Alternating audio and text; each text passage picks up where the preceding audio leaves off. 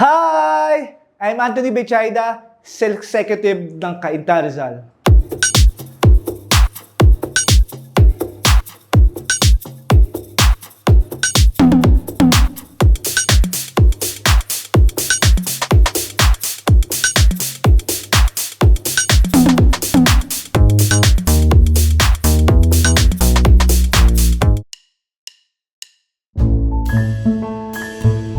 I have. Yung una yung nanganak yung asawa ko, siyempre doon sa panganay ko. Then yung pangalawa noon is yung nagkasakit naman yung panganay ko. So kailangan namin siya dali sa hospital. So kailangan namin mag-stay overnight doon sa hospital. Yes, I have.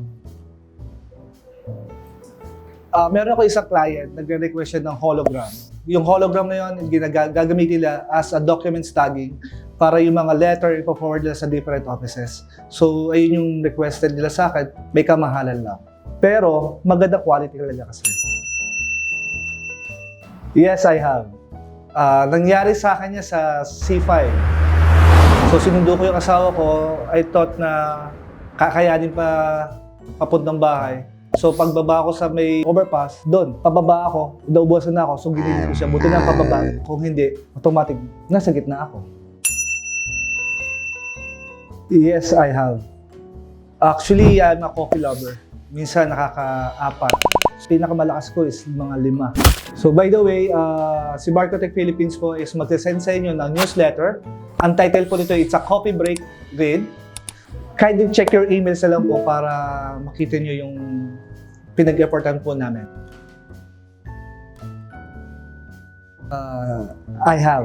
Sa mga client ko, minsan, bago sila magtanong sa akin o bago sila umorder, tinatanong ko muna kung saan nila ididikit. Kasi mostly, pag sa freezer, ginamit, tapos satin yung gusto nila. Kasi yung satin isa parang normal sticker lang kasi siya. So, madali siya matanggal. So, ina-explain po namin na merong different kinds of labels na mag-fit doon sa didikitan po ng mismong produkto nila.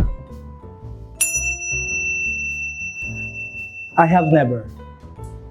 So, as a salesperson, kailangan kasi kung pagsasenda mo ng email, doon talaga mapunta. Kasi double checking, ano naman yung silbi nung training namin kung sa ibang tao namin masasend. Tsaka nakakahiya yun. I have. Lalo na kung mayroon akong taong hindi gusto. Kunyari na siyang circle of friends kami, tapos meron akong ibang tao na nagsasalita pero ayoko siyang pakinggan. Kunyari, nagpe-pretend ako may kausap ako. Tapos palayo ako.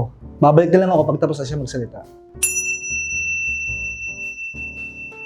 I have never. So, mostly kasi kaya hindi ko pa siya na-experience kasi mostly lahat ng client ko for asset tagging, pre-printed siya. Bago namin siya i-manufacture or bago namin siya i-mass production, nagsisend muna kami ng artwork wherein makikita nila kung tama ba yung design, kung ayon ba sa kanila, kung gusto ba nila yung mismong design na yon, at minsan, approve ba naman nila yon, tsaka lang namin siya ipoproduce for mass production.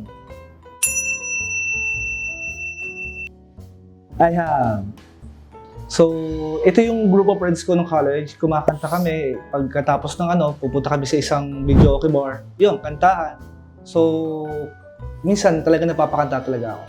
Yeah, boy. Gusto mo ba ng sample? Kung sakali man ikaw ay mayroon ng ibang minamahal. Okay na yun. Pwede na yun. Hey! Thank you for watching. Please like, share, and subscribe. See you on our next video. Bye! Hey!